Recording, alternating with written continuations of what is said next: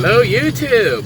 Alright, we're doing a driving segment so you guys can see what it looks like inside the cockpit of the RV good enough as we zip out of town. I'm basically trying to we'll get on to US 1, Highway US 1. Right now I'm driving on a road called Babcock. To my right is actually FIT, Florida Institute of Technology. Right here coming up. It's the Florida Institute of Technology. Right there. And you can even see the intramural sign right there on the street corner there. So we're heading up Babcock right now. And look at this bicyclist. She's like really short. That's a grown-up. That's not a kid. Huh.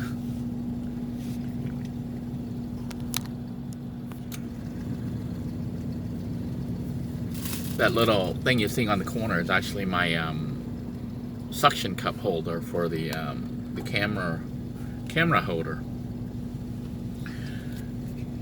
But this is basically just going to be a driving segment, just so you guys can see the route. And I know some people enjoy watching driving videos, just to see what things look like in other cities. And you know, if you're overseas, if you're like in Australia and stuff, it's always interesting to see what roads and traffic and stuff look like and how people behave on the roads in another country. I remember one time I was watching this video, I think it was Australia. It just had somebody with a dash cam set up. No, it was Africa. It was South Africa. That was it. There was a video cam that somebody set up, you know, from their dashboard, showing their drive through South Africa, through a neighborhood. And I was really surprised at how nice the houses looked. I always picture like Africa as a desolate place. But I guess South Africa, if you're in the city, it actually looked pretty modern. It had like paved roads with curbs and lights and everything, just like almost like in America. So I was really surprised. So it's interesting sometimes just to watch driving videos to see, you know, how people around the world, different areas live and what it's like. This is what it's like in America, in Florida, in Melbourne, Florida. And we are on Babcock Street heading northwards. This major road we're going to come up to very soon after this one is US 192, a road you guys are familiar with if you've watched me drive. That's the road I take to head out to Orlando. It goes straight through Kissimmee. So this is Melbourne Avenue. The next road that we're not going to turn on to is US 192. So yeah, I don't know if you can read the street sign there, but it is US 192, which on one end, on the right side, if we go to it, we're going to end in Melbourne Beach. And on the other end is Disney World. So this is the road you take from Disney to get to Melbourne.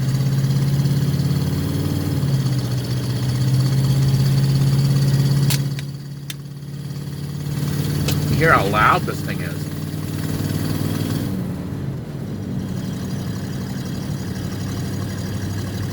The good news now is that good enough. An ambulance coming here. Fire rescue, actually. But good enough is running better than good enough. I'm just so happy that Robert, you know, Rob and them and his crew were able to get it fixed and working.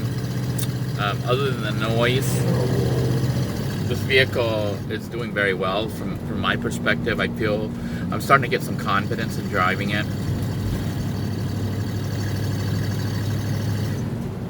So I'll be looking at trying to figure out how to get rid of that noise if possible, if it's not too expensive. And then installing a stereo here so I can have some music and then kind of relax a little bit while I'm driving. I will tell you what, it was really nice to take the RV out for the weekend. Well, not the weekend, just one night so far, but sleeping in that bed and waking up in that nice soft bed, oh my gosh, it felt so nice. You know, people who live in a house or have access to a full-size bed, may take for granted how comfortable a bed can be. And you don't realize how comfortable it is until, you know, you're like sleeping in a van in a little mattress or something. And I mean, it's not bad, honestly. The van is very comfortable. You know, when I sleep in it, it's cozy, it's snug. But the bed is just, oh, it's like, feels like I'm in a spa or something. It's like, you know, the bed size that I have is a queen size. And the mattress is, I think, about 8 inches or more. And it's super soft. And to wake up and be able to sit up and not hit my head. And then to get out of the bed and stand up. I know this sounds like, hey, there's some kind of car show here. Man, if I had seen this earlier, my son would have stayed and we could have come here to look at the cars. Oh well. Maybe next time. But actually, now wait. I forget I'm in the RV. I don't think we would have stopped at the car show. Take my RV in that little parking lot and get stuck. Or hit somebody's custom car hot rod. That would be really bad. Apparently more road construction going on.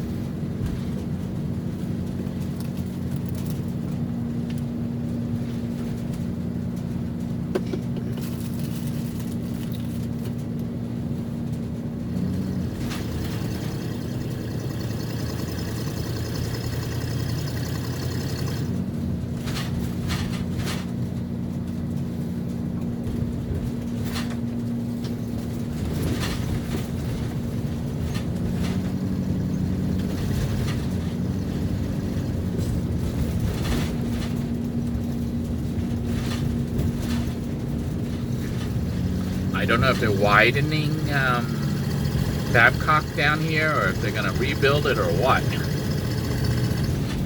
It looks to me like they might be putting up a sidewalk or something because they're digging that dirt, but then they're leaving the... See how they're leaving the edge of the road right there? So I don't know what's up. I don't know if they're going to...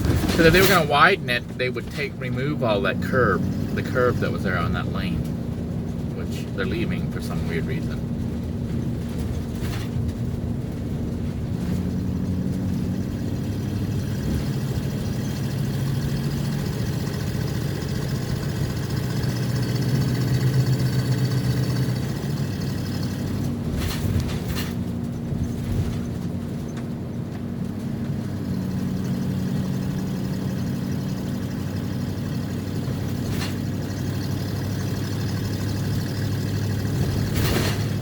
This road here has changed quite a bit. At one time, around this curve right here, to the left, coming up, there used to be a drive-in theater. Remember those things? You take your car and you park it and you could watch a movie from your car. They would have a big screen and a little not a microphone, but a speaker on these poles that you park. It's like you got a slot. And the poles had the speakers, and you could actually park next to it, pull the speaker off, and pull it into your car and listen to the audio. So that's all gone now, and they put up a bunch of business buildings.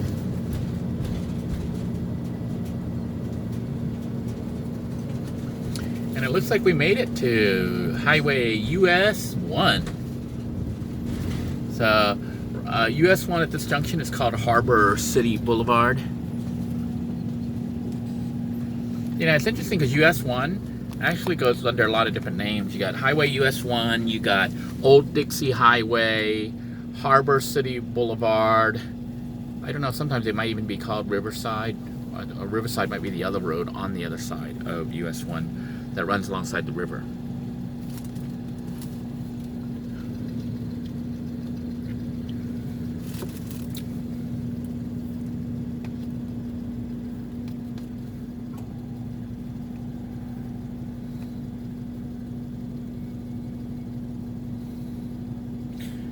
Like we're just sitting.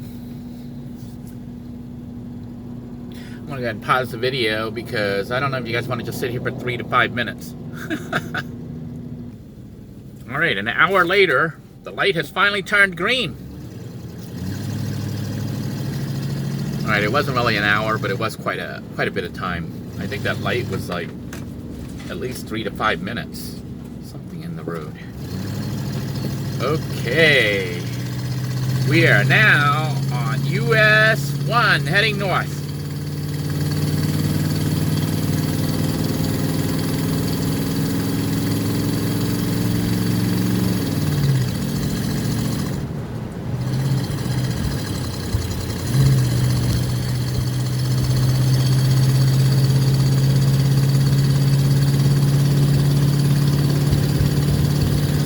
Believe it or not, we're currently up to 45 miles per hour.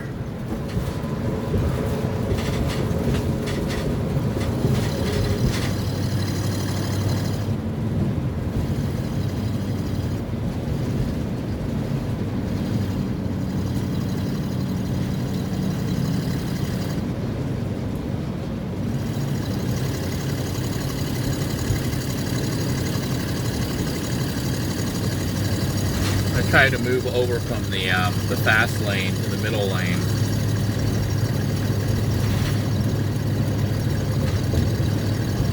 That way people can pass me. I want to go over to the right lane because the right lane is going to switch and become a turn-only lane.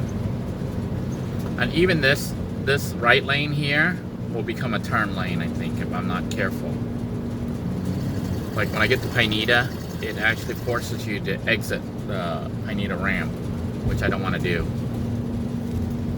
So I have to get into the left fast lane when we get near there. Yeah, it's helpful to know the roads if you're having to navigate in a big RV. I guess if you're one of those people who travel cross country and you've never been to certain areas, it could be dangerous because you may not know if roads are one way, which roads are narrow, which lanes become turn only. Now, luckily for me in this area, I'm pretty familiar with the roads.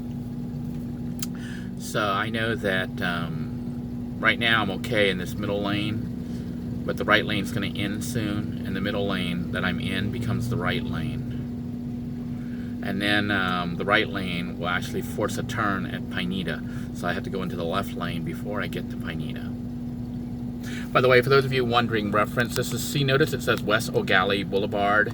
This is a location of the library, the Ogallie Library. This road that we're about to go over is called West Ogallie Boulevard or Ogallie Boulevard. It's also known as State Road 518. And just right over there in that corner, if you turn right and then go left right there, is the Ogallie Library. And that's where the manatees hang out, the dolphins. It's where I was camping in my van for a while, and sometimes I still camp there when I'm in the area. It's just beautiful. If you saw the videos where I wake up with the dolphins and the manatees, that's where it is. So if I took a right turn here, we would be at the Ogallie Library. I could probably go there and park my RV nearby there, but I'm not going to do that.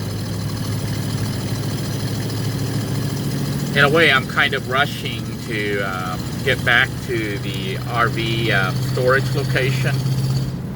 So I want to get there before it gets dark. I want to get there and park the RV and secure it, clean it up just a little bit, secure it, get back into my van, and then just try to chill with my van. Thinking of going on the cruise ship, the little gambling boat. So, you know, I'm thinking of going on there just to relax a little bit, just to enjoy my weekend. It's been kind of stressful the last couple of weeks. Starting the new job, you know, getting new scheduling and stuff, trying to get everything done, and dealing with the RV situation, the parking and everything else. But things are starting to fall into place. So the plan today is just to simply park the RV, clean it up a little bit because I trashed it, and secure it. Then get into my van and try to relax. But like I said, I may end up on the boat maybe tonight or tomorrow. More than likely tomorrow, going through during the daytime, because this is Saturday, and Sunday is when I will go on the boat, a boat ride, and go gambling. So, just a little fun.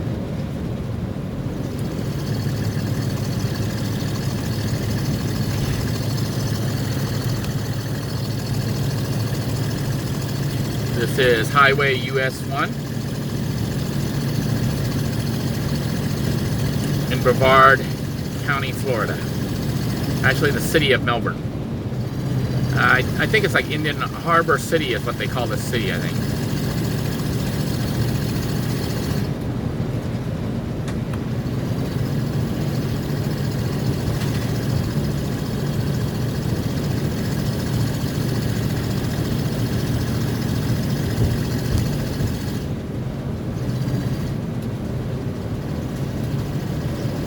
This road we're about to cross over is called Parkway Drive, and that's where Wickham Park is. You might have heard me reference Wickham Park. It's got a nice park there that you can drive into, but it also has RV camping, so you can potentially camp there. But of course, like right now, snowbirds are everywhere. Even Wickham Park would be filled up. So any campground in Florida right now is mostly taken. What I'm going to try to do is start to get organized enough so that I can look ahead and figure out where I want to go on the weekend. And I'm going to try to rent a parking spot for the RV. Let me switch lanes here, because the road's going to end here in a minute. It's going to shift and close off. We're actually doing 50 miles an hour. Can you believe that? 50 miles an hour.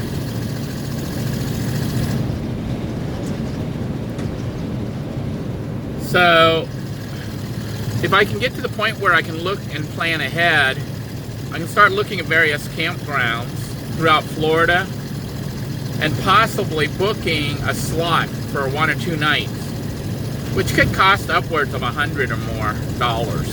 So it's not cheap.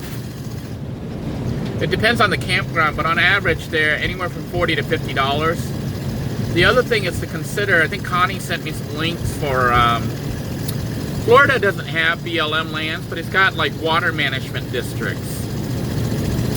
So I think they allow free camping.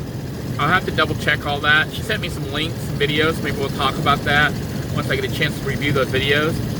But I can't do it during the weekdays, but on a weekend, potentially I could go camping for free.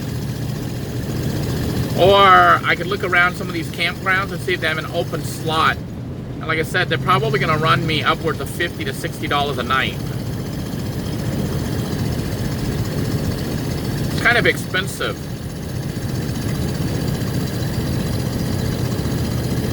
But it'd be a chance to take the RV to like St. Augustine or something. But then, you know, when I start thinking about that, I'm like, well, I could take my van, which I get better gas mileage, and just get a hotel room. It depends on the price of the hotel rooms. But to me, driving the RV all the way out there to go to that campground and spend $50 to $100 for one night, it may not be worth it, because the RV costs so much in gas to drive there. I could end up spending $100 to $200 just in gasoline to go somewhere, and then having to spend $50 to $100 to spend the night there. That's like a $300 weekend just to park. Whereas if I take the van, it might cost me like $50 to get there. And honestly, if it was just me, I could sleep in the van, then it'd be free.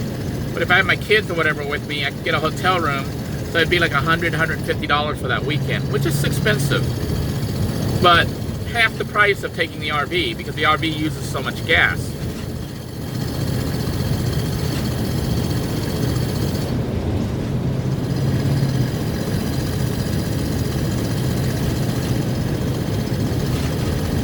Okay, so it wasn't 2 lanes that closed off, it's the 3rd lane. This is the Pineda Causeway, so my memory was wrong. So it was the 3rd right-hand lane that closes off and exits to Pineda. I don't know if you can see the causeway there. That's the causeway. And we've been on it before, where I show you Merritt Island.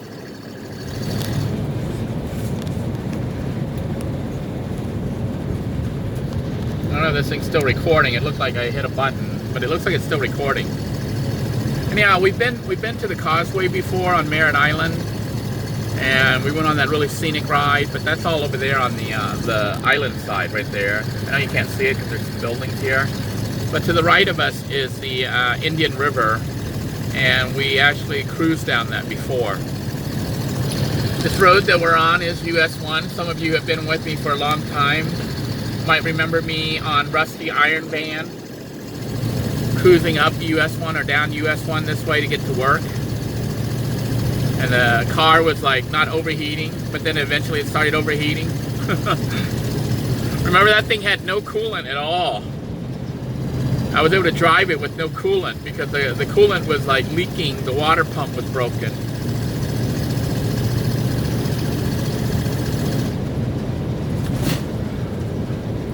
I'm wondering if you fix the water pump on that the van there.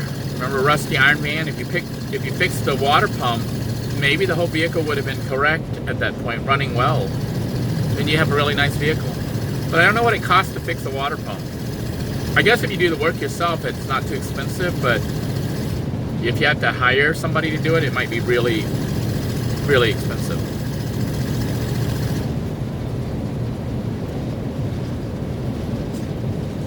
All right.